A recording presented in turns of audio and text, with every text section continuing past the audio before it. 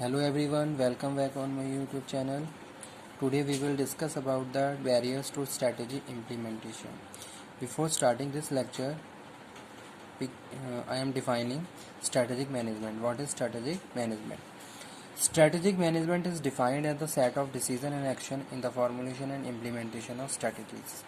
Here first one is decision and action, means to say set of decision and action. Here we are talking about the planning about the firm. Suppose I am running a firm. For effectively running my firm, I have to plan lot of the things.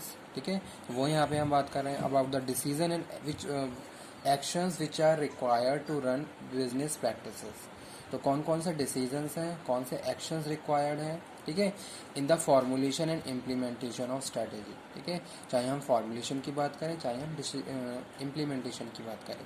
जैसे suppose allocation of resources required and play very important role in the strategy formulation and as well as strategy implementation. तो आप उन सारे point को क्या कर रहे हो, कंसीडर कर रहे हो. ठीक है, तो अगर हम बात कर रहे हैं set of decision and action in the formulation and implementation of strategies to achieve the objective of the organisation, that is strategic management. तो वो क्या है, स्ट्रेटेजिक मैनेजमेंट है कि मैं कोई स्ट्रेटेजी फॉर्मुलेट कर रहा हूँ, इम्प्लीमेंट कर रहा हूँ, और उसके लिए मैंने बहुत सारी डिसीजन मेकिंग करी है, बहुत सारे जो एक्शन रिक्वायर्ड है मैंने वो कंसीडर करे हैं, ताकि मेरे जो भी अल्टीमेट गोल्स हैं और मेरे जो भी ऑब्जेक्टिव्स हैं मैं उनको टाइमली ईजिली अचीव कर लूँ. तो अगर मैं इस तरीके से कुछ प्लानिंग कर रहा हूँ, it means I am talking about the strategic management. ठीक है, next one, barriers to strategy implementation. तो यहाँ पे हम बात कर रहे हैं किसकी, barriers to implementation of the strategy. तो यहाँ पे हम उन पॉइंट्स की बात कर रहे हैं जो स्ट्रेटेजी इम्प्लीमेंटेशन में हमें प्रॉब्लम्स क्रिएट करते हैं.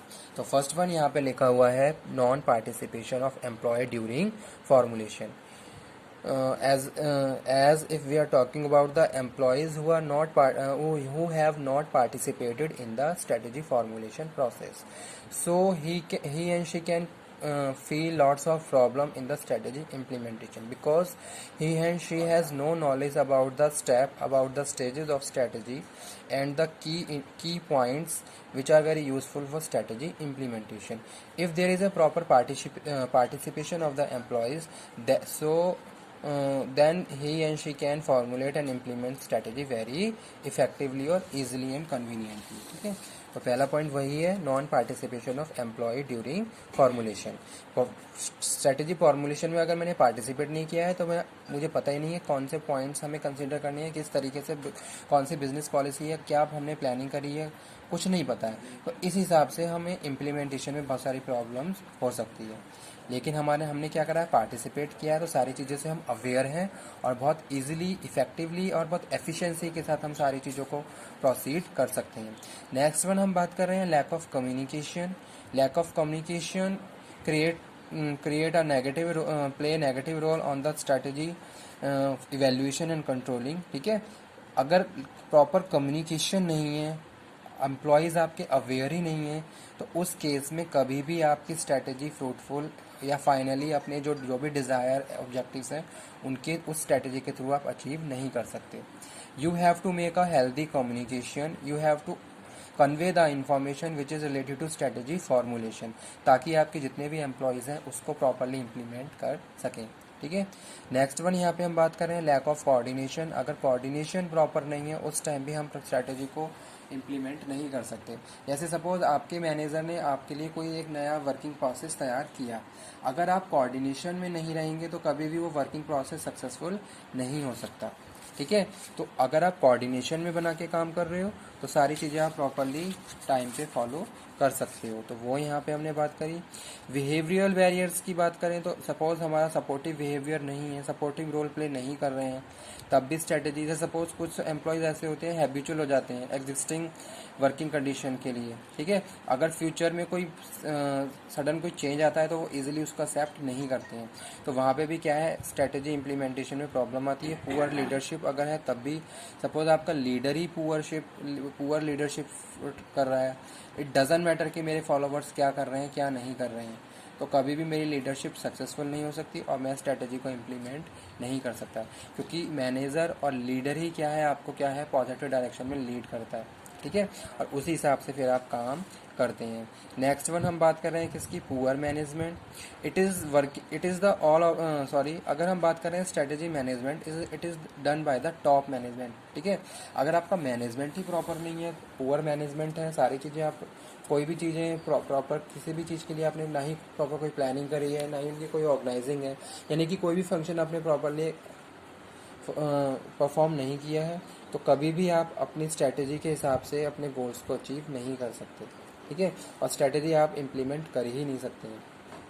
तो इसीलिए यहाँ पे हमने बात करी poor management as a barrier in the strategy implementation, ठीक है।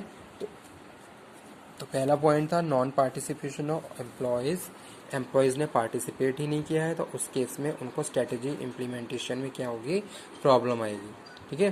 जैसे सपोज कोई स्ट्रेटेजी, कोई नई पॉलिसी हम तैयार कर रहे हैं, अब आपने क्या करा, आपने सारे डिपार्टमेंट के मैनेजर्स को इनवाइट कर लिया और उनके साथ आपने क्या करी, प्रॉपर प्लानिंग करी और फाइनली आपने एक स्ट्रेटेजी को फॉर्मुलेट कर लिया। अब उसको इम्प्लीमेंट कैसे करना है, अपने अपने डिपार्टमेंट लेवल पे सारे मैनेजर्स क्या है अपने उसको फॉलो करेंगे। डिपार्टमेंट मैनेजर क्या कहेगा, अपनी टीम को सारे रूल्स एंड रेगुलेशन कन्वे करेगा, ठीक है, जो भी चेंजेस हैं वो उसको कन्वे करेगा ताकि बहुत अच्छे से हम स्ट्रेटजी को इम्प्लीमेंट करते हुए अपने ऑब्जेक्टिव्स को अचीव कर लें, ठीक है। तो वहाँ पे हमें ज़रूरत होगी प्रॉपर कम्युनिकेशन की, प्रॉपर कोऑर्डिनेशन की, और जो भी रिसोर्सेज रिक्वायर्ड है वो वहाँ हमें प्रोवाइड करवाने होंगे। तो वो यहाँ पे हम बात कर रहे हैं lack of communication, resource limitation और लैक ऑफ कोऑर्डिनेशन, ठीक है। और पुअर, अगर हम बात करें हम पुअर लीडरशिप, तब भी स्ट्रेटजी इम्प्लीमेंट नहीं हो पाती, ठीक है।